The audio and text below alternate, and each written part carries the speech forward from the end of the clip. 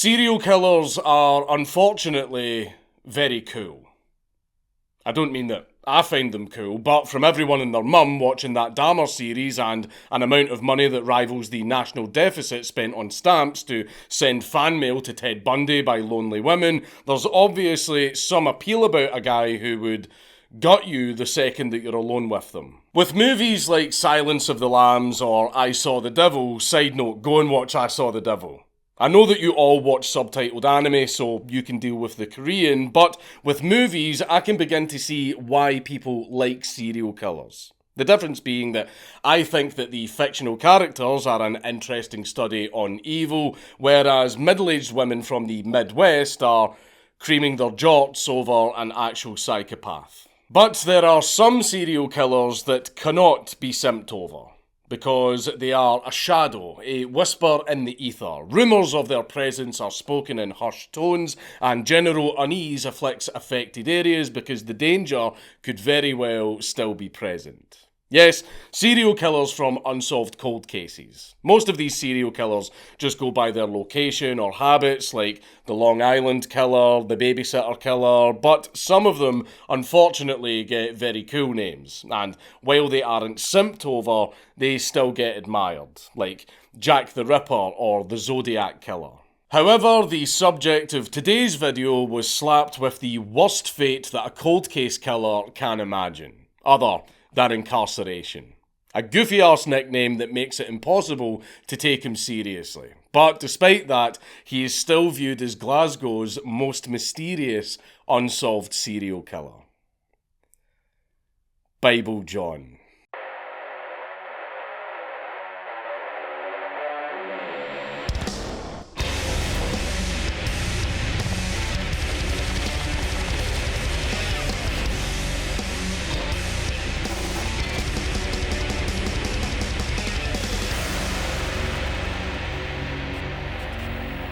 Please leave a like and a comment on this video because it really helps me in the algorithm. But before we get started, this video is brought to you by our new sponsor, Scentbird. Scentbird is a fragrance subscription service that lets you try designer fragrances every month, and it won't break your bank since it only costs $17. Scentbird offers other affordable and flexible fragrance plans too, so you can find the perfect plan that suits you. And if you want to skip a month or cancel your subscription, you can do so at any time. With Scentbird, there are no surprises. You get to pick what you want and receive each month. With over 600 perfumes and colognes with unisex options, you are sure to discover many amazing scents from brands such as Gucci, Prada and Versace, as well as some indie options such as Skylar, Heretic, Confessions and Rebel. Each month you will receive a 30-day supply so you can try out a fragrance before committing to buying a larger bottle, which from other sources can sometimes cost anywhere from $150 to as crazy as $500 a bottle. I received 3 different fragrances to try out. Purple Noon by Eau Verte, which has notes of fresh ginger oil, coconut water and vanilla. Cross River Gorilla by Sanctuary, which has a very natural scent with notes of cardamom, brushed sage and green apple. And lastly, Sign by Mercedes-Benz, which has warm, spicy notes of vanilla, lavender and amber. I really like the scent of Purple Noon, and I will probably be getting more of it. So, to support my channel, use my code COUNT at scentbird.com or click the link in the description box down below for a huge 55% off, which is just over $7 for your first month. This service is only available in the USA and Canada. Again, use code COUNT at scentbird.com or click the link in the description box down below. New sponsor, show them some love. Click the link. Bible John was born in a year, in a country, to a mother. He had a childhood that involved activities, presumably school, and then he grew up to an age where he began doing a spot of murdering sometimes.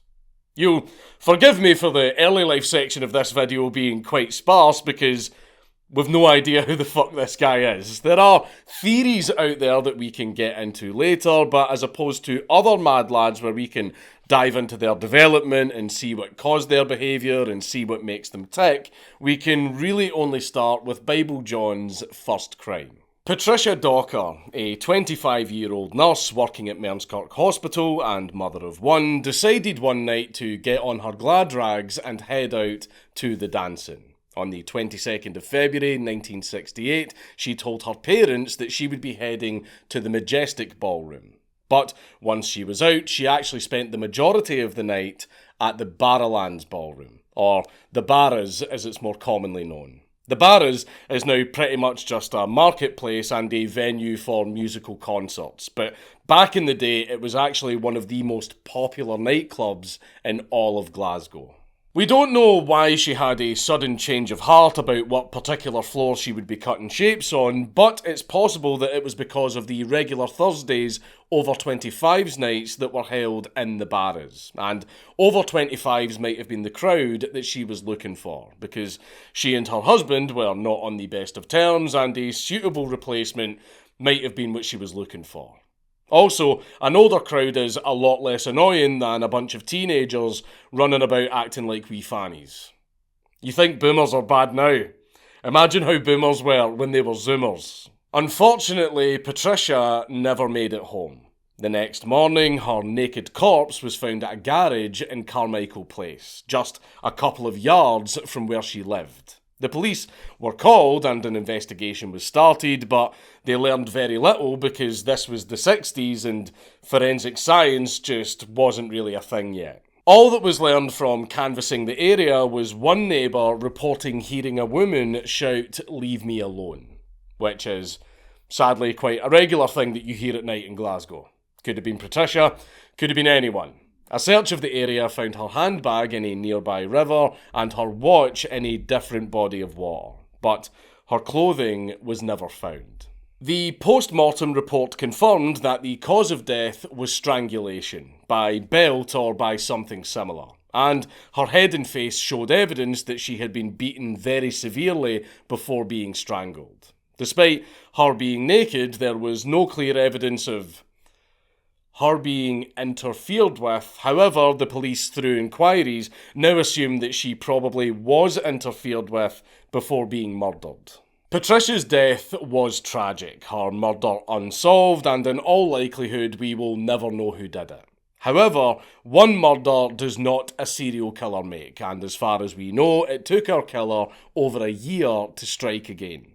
On Saturday, the 16th of August, 1969, 31-year-old Jemima McDonald decided it was high time she threw up a few shapes at the dancing. And where else to go but the Barrowlands Ballroom, asking her sister Margaret, who lived across the hall, to watch her 3 children that night. Do you see a little bit of a pattern here? Jemima was having a ball in the ballroom, and several witnesses saw her in the company of a man who may be her killer. Witnesses put this man at between the ages of 25 and 35, slim, well-dressed, around 6 foot tall, with short dark brown hair. Sounds dreamy. I can totally see why Jemima might have gotten close. But then you throw in the heavy Glaswegian accent and a conversation littered with Bible quotations. That was the weird thing about this guy. He kept talking to her about the Bible and referencing passages from it. Shortly after midnight, Jemima was seen leaving the ballroom with this mysterious gentleman and walking off in the direction of her home. And apart from Bible John, this was the last time that anyone saw her alive. Her sister Margaret was obviously very concerned about Jemima not arriving home, but her fear escalated when she heard rumours of a conversation that some kids were having about an apparent Stand By Me situation. By this, I mean the children were discussing finding a dead body in a derelict building just next to the building where Jemima and her sister stayed. Margaret sat on this rumour for a day, still waiting for her sister's return. But by Monday morning, she was so concerned that she decided to investigate herself, walking into the building to either confirm the rumour or put it to bed. But Unfortunately, the rumours were true, and in that abandoned building, Margaret found her sister's body, beaten and face down on the floor with her shoes and stockings in a pile next to her. She was fully clothed except for the shoes and stockings, but her underwear had been ripped apart. The post-mortem concluded that Jemima had first been beaten within an inch of her life and was then, before being strangled to death with her own stockings. So that is now 2 young women found dead after a night out at the Barrowlands Ballroom with evidence of unsavoury acts on the body and strangulation as a cause of death. Another strange connection is that both women were on their periods when they were killed. So, I'm just going to throw this theory out there. Bears. I'm sorry. While it may seem very obvious to you and me that these killings are connected, the police at the time did not believe these murders to be linked, which I don't think you can really blame them for. This was Glasgow in the 60s. If I gave you a list of every murder that took place during the span of the Bible John murders, I doubt you would clock a link straight away. The police did note the similarities, but they hadn't conclusively decided that these killings were connected. After the discovery of Jemima's body, Scottish police history was made as the first ever composite drawing of a suspect was created to try and identify the man that Jemima had been talking to the night she died. That sketch is this now infamous image of Bible John. The case, however, was cold, so all that could be done was preventative measures until they got a lead. Undercover cops, both male and female, would attend the Barrowlands Ballroom every night to keep an eye out for Bible John. And since they ruined the dimly lit club vibe by glowing, the owners of the Barrowlands Ballroom blamed them for a sharp decrease in attendance. I mean, I personally would have put the likelihood of being fucking murdered higher up on my list of reasons my club is failing, but we all need a cope. And we all love to blame the feds. Because usually you're correct. Also, just a little side note, the police had way too much fun at these ballrooms. Like, I know that you need to blend in and we've all seen the memes. Wagwan fam, do you have any illegal narcotics that I could have a munch on? Any of you fellas got a marijuana cigarette? But these guys got way too into it. Detective Constable Bruce Forsyth, no, not that Bruce Forsyth, commented on the case by saying, "When this inquiry started, I could hardly dance a step.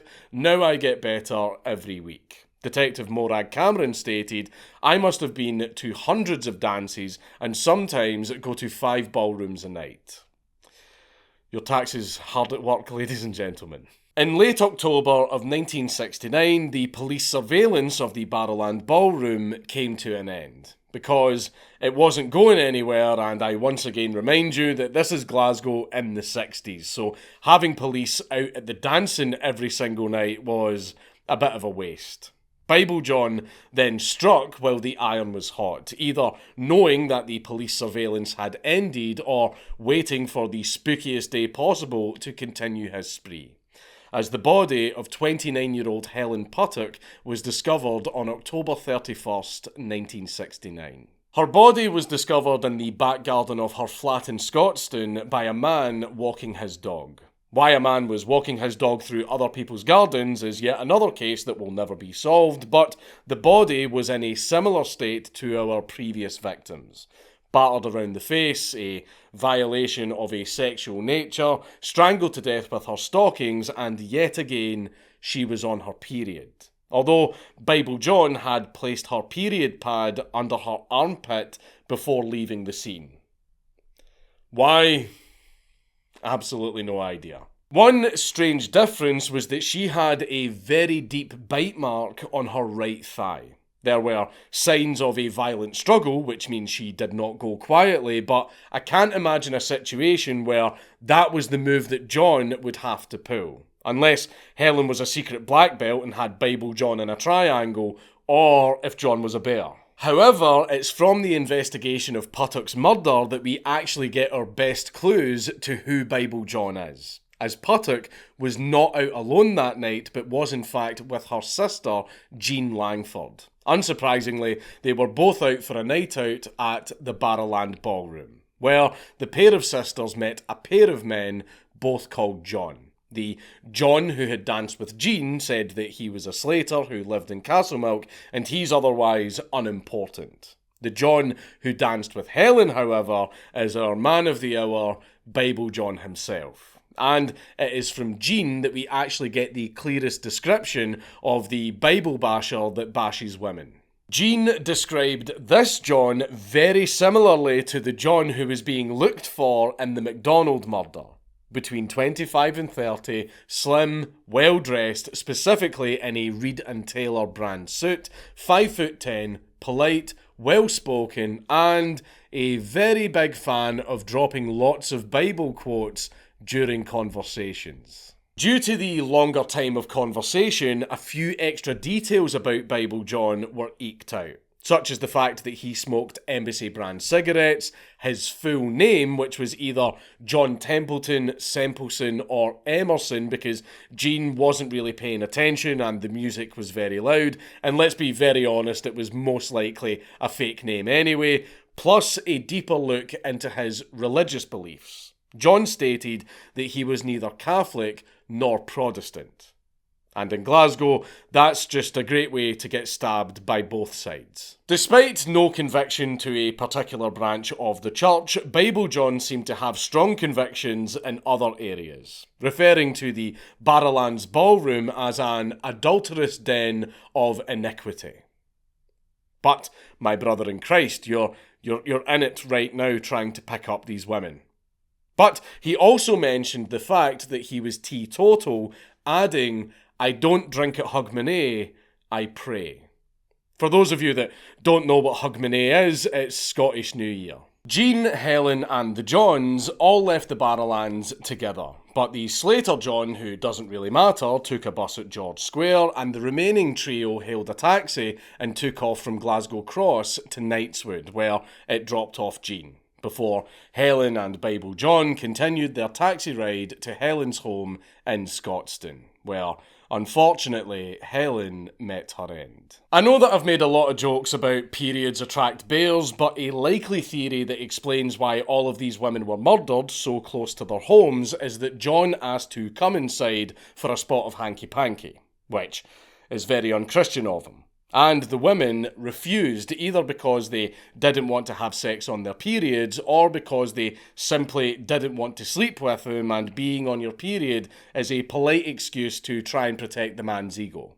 Either way, the refusal is suspected to be the driving factor to Bible John doing that to women and then killing them, which is extremely unchristian of him. The last time that we can kind of confirm Bible John probably being seen, again he was never caught, so all of this is circumstantial, but it's probably accurate, was at 2 a.m. on the 31st of October 1969, when he got off a bus at the junction of Dumbarton Road and Grey Street. The driver and conductor on that bus said that this man fit Bible John's physical description, but his usually put together appearance had been ruffled up, with mud stains on his clothes and a red mark beneath his eye. He also apparently kept tucking his sleeve back up into his jacket, which is very notable since a cufflink was actually found near Helen Puttock's body. After leaving the bus, John walked to the public ferry to cross the River Clyde to the south side of Glasgow, and then disappeared forever. The hunt for Bible John went into overdrive. With the most tangible description of him yet, it seemed like only a matter of time until he was caught. Bible John's short hair was actually not the fashion of the time. This was actually considered quite an unusual haircut. And since short hair was a consistent part of his description between the McDonald and Puttock murders, over 450 barbers in the Glasgow area and a little further beyond were shown the composite image of Bible John. Yet, this still came up with nothing. While the murders are the only tangible things where we can say, yep, that's Bible John, there were several other women who claimed to have been forced upon by someone matching Bible John's description after a night out in the Barrowlands. One of these women is Hannah Martin, who, following her assault, gave birth to what could possibly be Bible John's child, a girl called Isabel. You might wonder how Hannah managed to escape sharing the same fate as the 3 other women that we've discussed. Well, apparently the 2 of them left the Barras together, they had sex, and then John offered Hannah a lift home. While in the car, John got a little more aggressive with his advances, and Hannah, drunk as a skunk and terrified of being assaulted, puked all over his car. John was so furious, so angry about this that he seemed to forget all about murdering her, and he just dumped her on the pavement and drove off. The scale of the investigation was truly mind-boggling. 100 full-time detectives, 50,000 witness statements, 5,000 suspects questioned, and Jean Langford attending over 300 identity parades. That's the thing from The Usual Suspects, not the thing that rainbow people do in June. All this, sadly, led to nothing, with some suspecting that John might not even live in Glasgow. But even then, with his image circulating all over the UK and even foreign army bases all over the world, John seemed to have just completely vanished into thin air. So, all anyone could do is what we ourselves are about to do, speculate wildly on a list of potential suspects. There are a few suspects who are not really worth talking about, such as one referred to as John White, which is obviously a pseudonym, who the former Detective Chief Inspector, Les Brown, which is a great name for a racist cop by the way, thought was an extremely likely perpetrator. Brown said as much in his autobiography, but John White offered a DNA sample after the biography's publication, and the DNA test eliminated him as a suspect. There was also a guy, as specific as I can get because he's unidentified, who claimed that his friend that he grew up with was Bible John. But when the police looked into the suspect, it turned out that he was living in the Netherlands and was married to a Dutch woman. So the police just kind of didn't follow up on it. So, if you live in the Netherlands, firstly, but secondly, tread carefully at night, because Bible John may be lurking down any alleyway. Clogs clacking menacingly. Our last suspect is another very well-known Scottish serial killer, Peter Tobin. Peter Tobin was arrested and jailed for a single murder, but while he was incarcerated, it was found out that he had actually committed a lot more murders, which he was then convicted for. But the police actually suspect him of committing many, many more murders because he moved all over the country, and wherever he went, murders just seemed to happen. Like, bodies were being dug up in houses that he used to live in. But he would never confess to any of the killings. But as for the Tobin link, I'm not going to lie, the police were clutching at straws a little bit with this one, because almost all of the evidence, even though it does raise a little bit of an eyebrow, was all circumstantial, which basically means that a lot of it was most likely just a coincidence. For example, they both murdered women, and then had relations with the body. Okay, but a lot of serial killers do that. Killing women, then doing stuff with them afterwards is not a Bible John exclusive property. In fact, almost all serial killers do that. They were both strongly Christian, but so are a lot of people. Now, and this is the curious one, Tobin was apparently driven to an absolute rage by the female menstrual cycle, as was John.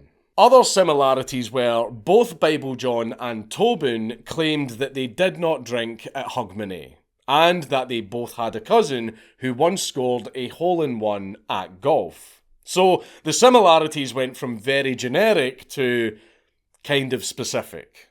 Criminologist David Wilson, who investigated the Peter Tobin is actually Bible John possibility for 3 years, stated, "I didn't set out to prove Tobin was Bible John, but I would stake my professional reputation on it." Well, there goes your reputation, because Tobin was eliminated as a suspect after police found out that he was actually living in Brighton at the time of the last 2 murders. In addition to Tobin's dental records not matching the bite mark on Helen Puttock's leg, and his DNA not matching any of the samples that were found at the crime scenes. After all of that, the case against Bible John remains open and unsolved, with mystery still surrounding the whole ordeal. Some believe that only the first murder was the true Bible John and the 2 follow-ups were actually copycat killers. Some believe that Bible John was a member of a very influential elite family and was protected by either family or friends in high places. Some believe that he was a member of a group that really loved the number 33, or that he was a police officer himself and was tampering with the investigation behind the scenes. We will never really know. But what we do know is that it's very possible that the killer is still out there. Maybe, probably not. I mean, probably, even if we go with the low end of his age profile from back in the 60s and assume that he was 25 years old at the time, that would make him currently 79 years old. So, in all likelihood, Bible John is either sitting in a nursing home somewhere, or he is dead, and he took his secrets with him. Don't go anywhere. You sit right there. I've got live shows coming up in London this December, and you can buy tickets to them down below and come to see me. I've got a small show at Comedy Unleashed, and then I've got 2 big shows later in the week.